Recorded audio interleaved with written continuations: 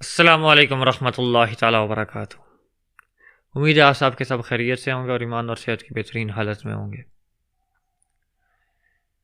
پاکستان ایک اسلامی ملک ہے اور اس میں الحمدللہ ثم الحمدللہ ایک بہت بڑی تعداد میں علماء، حفاظ اور مذہبی لوگ موجود ہیں جو دین پر کام کر رہے ہیں۔ جس طرح اس میں مختلف لوگ دین پر کام کر رہے ہیں اور دین کی آبیاری کر رہے ہیں، اسی طرح ایک بہت بڑا، بلکہ پوری دنیا میں اس وقت جس طرح کسی زمانے میں عیسائیت کو پروان چڑھایا گیا تھا، اس کے بعد اب جو اس صدی کا سب سے بڑا فتنہ یا مذہب کے طور پر جس چیز کو اسلام دشمن قوتیں یا آسان معنوں میں اللہ کے دشمن جس چیز کو پروموٹ کر رہے ہیں، جس چیز کو عوام الناس کے اوپر زبردستی مسلط کرنے کی کوشش کر رہے ہیں، وہ الحاد ہے۔ اور یہ چیز پاکستان میں بھی دن بدن بڑھتی جا رہی ہے۔ اب ہمارے علماء جو کہ ویسے تو روایتی انداز سے عوام الناس کے روزمرہ زندگی کے مسائل کے اوپر کام کرتے تھے، عبادات کے اوپر اور معاملات کے اوپر کام کرتے تھے، اس سے علماء بھی الحمدللہ ثم الحمدللہ اس فتنے کے اوپر جواب دے رہے ہیں۔ اور میرے پاس مختلف ایسے دوست ہیں جو بہت اچھا کام کرتے ہیں اور ملحدین کی طرف سے اٹھنے والے سوالات کا جواب دے رہے ہیں۔ لیکن اب یہ فتنہ زیادہ تر موجود کہاں پہ ہے؟ یہ فتنہ سارے کا سارا عملی زندگی میں ہمیں کہیں پہ نظر نہیں آتا۔ ملحدین میں اتنی جرأت ہی نہیں ہے کہ کسی کے سامنے بیٹھ کے الٹی سیدھی ہانک سکیں۔ کیوں؟ کیونکہ انہیں بھی پتہ ہے کہ وہ کتنے لچر اور بھونڈے قسم کے اعتراضات کر رہے ہیں۔ اب وہ کیا کرتے ہیں؟ وہ آن لائن بیٹھ جاتے ہیں اور کتنے عیسائی یا ہندو یا قادیانی، ہم نے تینوں کو پکڑا ہے، وہ فیک اکاؤنٹ بنا کے اور خود کو ملحد ظاہر کر کے اسلام پہ اعتراض کر رہے ہوتے ہیں، کیونکہ ان کو پتہ ہے کہ اگر وہ عیسائیت کا براہ راست نام لیں گے تو پھر واپس ان پر بھی سوال آئے گا، اور وہ خود کو تھوڑا محفوظ کرنے کے لیے وہ اس طریقے سے کر کے ملحد بن کے سامنے آ کے کام کرنے کی کوشش کرتے ہیں۔ لیکن الحمدللہ اس پر جواب دیا جا رہا ہے، اس پر کام کیا جا رہا ہے۔ ابھی جو میری ویڈیو کا مقصود ہے وہ یہ لوگ نہیں ہے، میری ویڈیو کا مقصود وہ غیر عالم لوگ ہیں جو اس میں کام کرنے کی کوشش کر رہے ہیں۔ اللہ تعالیٰ ان کی کوششوں کو قبول کرے۔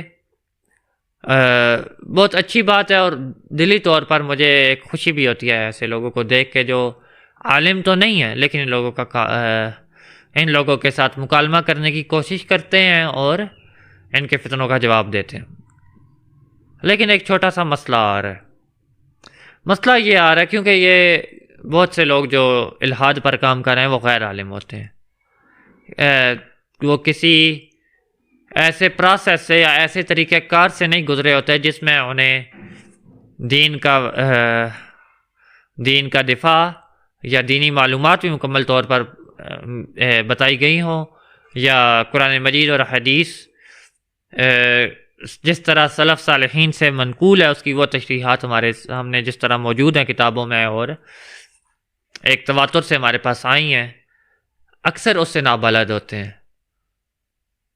اور وہ اب پھر کیا کرتے ہیں؟ جب وہ کسی اعتراض کو دیکھتے ہیں وہ فوری طور پہ گوگل پہ بیٹھ جاتے ہیں، وہیں سے دیکھتے ہیں اور وہاں سے ان کو جو چیز اپنے دماغ کے مطابق ٹھیک لگتی ہے اس کو اٹھا لیتے ہیں۔ جو چیز ان کو اپنے دماغ کے مطابق ٹھیک لگتی ہے، اور اس کی میں ایک چھوٹی سی مثال دے کر بات آگے چلانا شروع کروں گا کہ غامدی صاحب، اور مجھے اس سے پہلے کسی کتاب میں اس پر کوئی بات نہیں ملی، غامدی صاحب سے پہلے کسی شخص نے ایسا نہیں لکھا۔ میں نے عائشہ صدیقہ رضی اللہ تعالیٰ عنہ کی زندگی پر مختلف علماء کی کتابیں پڑھی ہیں، سب کے سب اس بات پر متفق ہیں جو امام بخاری رحمہ اللہ نے اپنی بخاری شریف میں نقل کی ہے کہ عائشہ صدیقہ رضی اللہ تعالیٰ عنہ کی عمر نکاح کے وقت 6 سال یا 7 سال اور رخصتی کے وقت 9 یا 10 سال تھی۔ یہ عائشہ صدیقہ رضی اللہ تعالیٰ عنہ کا اپنی زبان کی گواہی ہے، وہ اپنے آپ کو بہتر جانتی ہیں۔ انہوں نے یہ گواہی اپنے بھتیجے کے آگے دی ہے، بھانجے کے آگے، اور سب امت کا اس پر اجماع ہے۔ لیکن غامدی صاحب اور پھر اسی فکر سے متاثرہ لوگ یا اسی جیسے فکر رکھنے والے لوگوں نے اس پر اعتراض اٹھانا شروع کر دیا، کیونکہ وہ تھوڑا یورپ اور ادھر رہتے تھے، تو وہ ان لوگوں کو جواب دینے کے لیے انہوں نے کہا کہ یہاں پہ ایسا ہو گیا کہ کاتب سے صاف ہو گیا، انہوں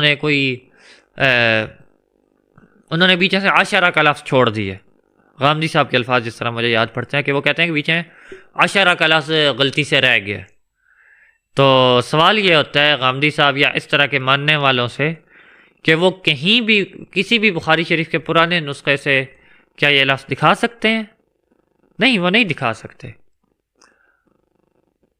پھر اس کے بعد وہ ان کے پاس دوسری دلیل وہ حضرت اسما رضی اللہ تعالیٰ کی عمر کے ساتھ حساب لگا کر کرنے کی کوشش کرتے ہیں، اور وہ جو زمانہ تھا اس میں عمروں کے لکھنے کے اوپر جو کجی اور جو کمی تھی اس سے کون ناواقف ہے؟ سبھی کو پتہ ہے حضور صلی اللہ علیہ وآلہ وسلم جیسی اہم شخصیت کی تاریخ پیدائش میں جب اختلاف ہے، اور اس کے بعد کتنی صورتوں کے نزول میں اختلاف ہے، جب اتنی بڑی تعداد میں صحابہ بھی موجود تھے، تو عائشہ صدیقہ رضی اللہ تعالی عنہ کی عمر کے بارے میں اختلاف کیوں نہیں ہوگا؟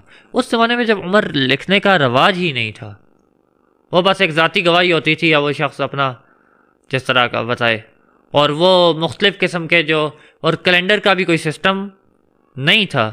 وہ آپ صلی اللہ علیہ وسلم کے دور کے بعد عمر رضی اللہ تعالیٰ عنہ نے پہلا اسلامی کیلنڈر شروع کیا، اس سے پہلے کیلنڈر بھی نہیں تھا مسلمانوں کے پاس۔ تو اب سوال ہے کہ یہ جو جتنے تحقیق کر کے تو بخاری شریف پر اعتراض کرنے والے آج بیٹھے ہیں،